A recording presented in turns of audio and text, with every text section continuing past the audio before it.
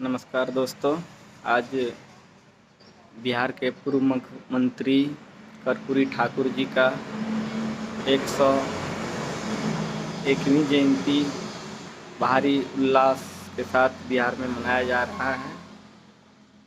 कर्पूरी जी अपना जीवन समाज के विकास के लिए, समाज की भलाई के लिए अपना पूरा जीवन समाज के लिए संघर्ष किया और यह हर संभव बताने का प्रयास किया कि आप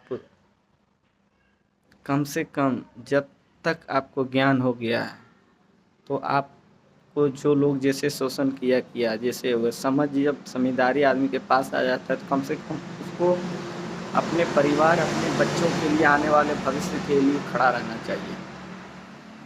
अगर आप अपने बच्चों के लिए, आने वाले समय के लिए खड़ा नहीं होइएगा तो फिर आपको जैसे जिस समाज ने शोषण किया है, जिस अधिकार से आपको वंचित रखा गया, आपके बच्चों को उसी तरह वंचित रखा जाएगा। एक व्यक्ति जब घर में नए मेहमान आता है तो कितनी खुशियाँ चारों तरफ बिखर जाता है कि नहीं, मेरे घर मेहमान आया है। उसको जो है नया मेहमान आने से पहले अपनी सारी सुख को जो है दांव पर लगा दिया जाता है। मेडिकल कराया जाता है, तरह तरह के काम। लेकिन जब वही बच्चे आपके घर में मेहमान बन के आते हैं तो जिस खुशियों के साथ आप उसका मेहमानबाजी करते हैं उसी तरह हम लोग का कर्तव्य है कि जब तक वह पूर्ण रूप से आत्मनिर्भर न हो जाए, समाज में क्या खराबी है क्या बढ़िया है, जब तक वो समझ न जाए तब तक हम लोगों को जो है उसके साथ में खड़ा रहना चाहिए। उसको हर संभव प्रयास करना चाहिए कि वो जो है काबिलियत बन जाए। जैसे हम अपने बच्चे को साइकिल चलाना सिखाते हैं, कब तक सिखाते हैं? जब तक वह अपने आप को संतुलन न बना ले, अपने आप को भीड़ भाड़ इलाके में भी न चलाना सिखा ले, तब तक हम लोग उसके पीछे लगे हुए रहते हैं। लगता है कि नहीं, कहीं एक्सीडेंट हो सकता है। बाइक चलाता है, वही कंडीशन है कि हम लोग उसको तब तक सुरक्षा के घेरे में रखते हैं जब तक वह पूर्ण रूप से चलाना ना सीख जाए। ज़िंदगी भी इसी तरह का एक मूल तत्व है। हम बच्चे को हर माँ बाप से, हर गार्जियन से, हर अभिभावक को यह उम्मीद रहता है कि मेरे बच्चे मेरे अच्छा करें, हमसे अच्छा करें।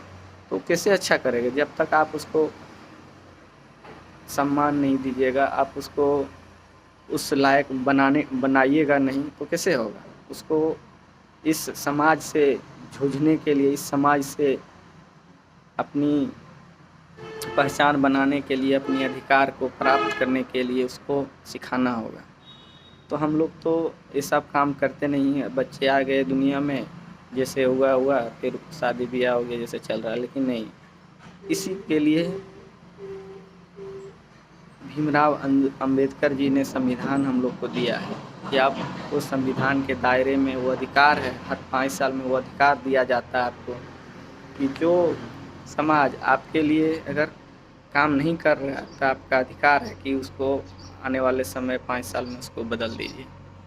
और हम लोग क्या करते हैं कि जब 5 साल गुजरता है किसी तरह से लगता है कि नहीं, इस बार हम उसको बदल ही देंगे, इस बार और ये बदल ही देंगे। लेकिन वह दिन भी आता है, अमीरी वाली रात, जिस दिन हम लोग जो है सारी चीज़ को भूल के फिर उसी के बातों में आ जाते हैं। आपने एक कहानी पढ़ा होगा, यह एक भेड़िए की कहानी नहीं है, यह सब भेड़िए की कहानी है। हालांकि वो एक कहानी है, वास्तविक नहीं है, लेकिन बहुत सारी चीज़ उसमें मिलता जुलता है।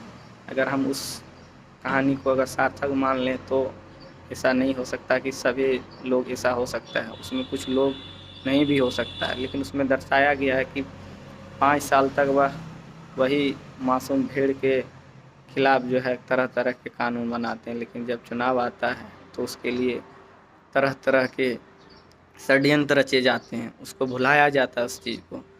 तो मैं उन समाज के लोगों से यही कहना चाहूँगा, कम से कम अपने बच्चे के लिए आप जागृत होइए, अपने बच्चों के लिए शिक्षा मांगिए, अपने बच्चों के लिए स्वास्थ्य मांगिए, अपने बच्चों के लिए रोज़गार मांगिए।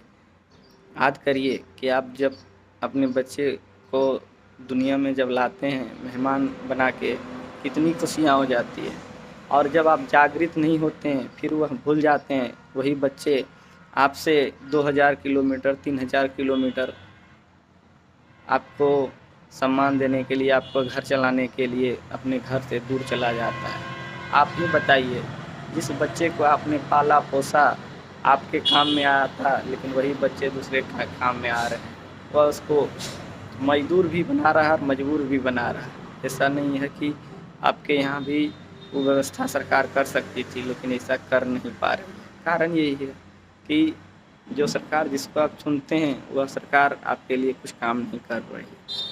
उसका भी सारा जिम्मेदार हम पब्लिक ही हैं, क्योंकि हम लोग जो है मुख्य रूप से 2 ही पार्टियों को वोट करते हैं, ये नहीं तो वो नहीं हो। ये कभी नहीं देखते हैं कि जो निर्दलीय उम्मीदवार हैं, जो छोटा व्यक्ति दृढ़ संकल्प के साथ आपके विकास के लिए, आपके परिवार के लिए आता है, हम लोग उसको भूल जाते हैं।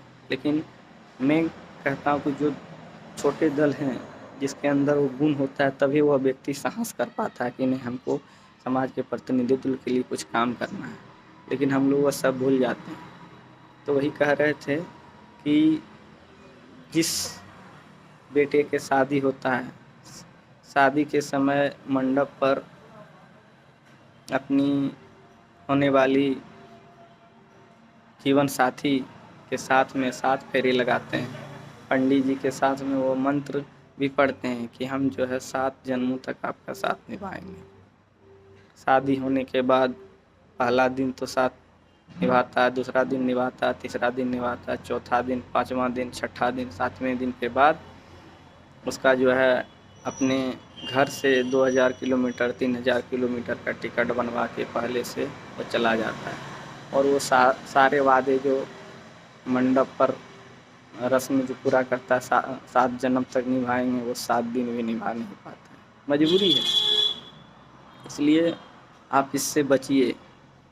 आज के डेट में मुख्यमंत्री नीतीश कुमार जी के जो है अधिकारी कलम दिखा के लोगों को डरा धमका के आपसे जो है जुल्म कर रहा है। आप राशन कार्ड बनवाते हैं, उसमें भी आपको रिश्वत देना पड़ता है।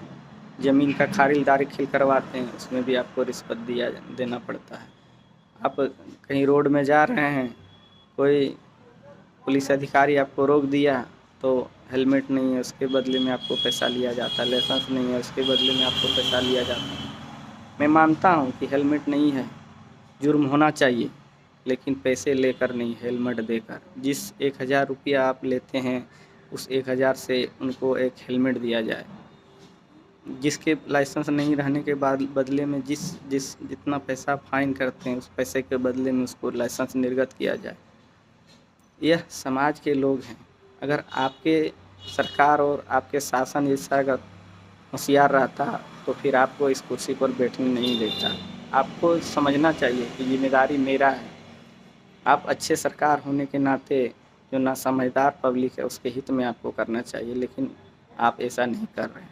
आपकी जो सरकार है, जो आपका कर्मचारी है, वह भेड़िया बन गया है। और भेड़िए का काम रहता है जंगल में कहीं भी मासूम या अकेले कोई भी जानवर को देखे उसको शिकार करता है। ठीक उसी तरह हमारा बिहार में ही हो गया है।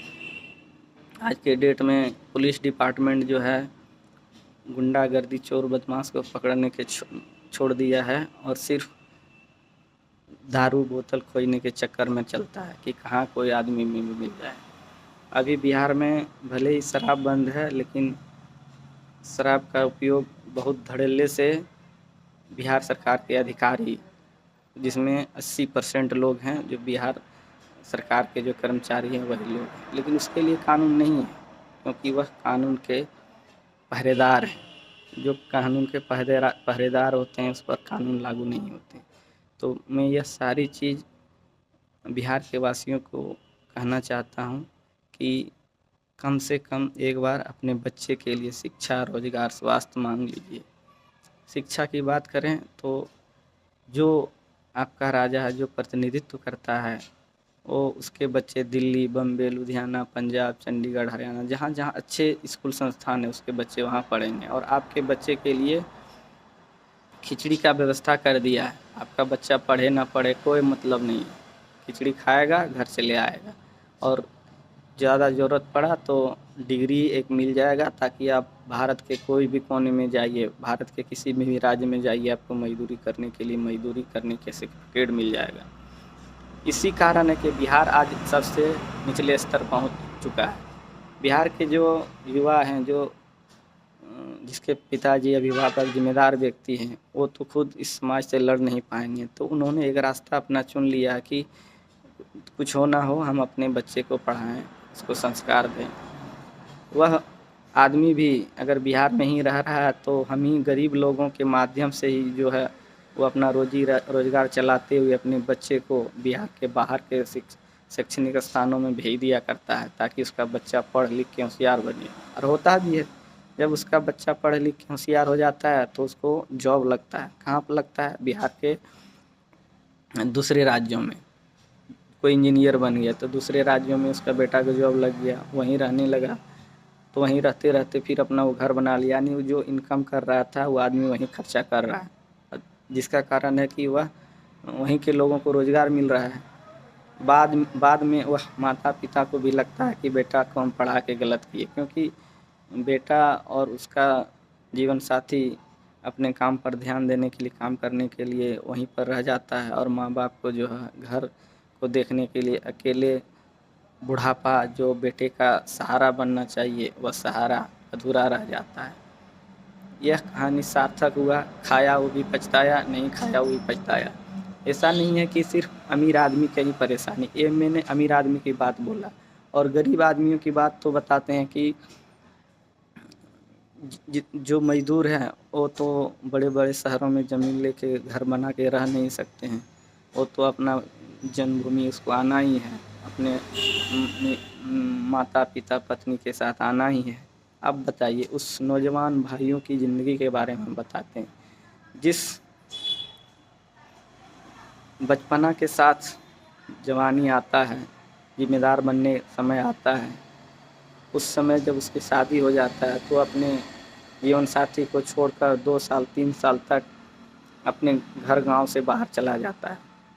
कम से कम तो 6 महीने से ऊपर ही लोग फिर आते हैं। बताइए, जो शादी जीवन साथी चुनकर आता है, उनका है कि जीवन साथी का मतलब हो गया कि हम जब तक रहें कि साथ में रहें, और यह अन्याय है इस समाज के लिए। यह सारा जिम्मेदार सरकार है। अगर सरकार इसके लिए हमारे घर के आसपास 5-10 किलोमीटर, 20 किलोमीटर, 50 किलोमीटर यानी बिहार के अंदर ही अगर कोई काम देता तो हमारे नौजवान भाई बाहर नहीं जाते। इसलिए हम सभी नौजवान भाइयों से मेरा अनुरोध है कि आप इस बात को समझिए कि हमको क्या करना है। मैं यह वीडियो आपके लिए बनाया है, आप पूरा वीडियो को देखिए और मेरा चैनल को सब्सक्राइब करिए, ताकि मैं एक गरीब का बेटा हूँ और मैं चाहता हूँ कि आपके और आपके आने वाले बच्चे के लिए मैं ऐसा समाज का निर्माण करूँ जिस समाज के रास्ते आपके बच्चे को कोई ना शोषण कर पाए। धन्यवाद। फिर मैं अगले वीडियो में आऊँगा। नमस्कार। जय हिंद, जय बिहार।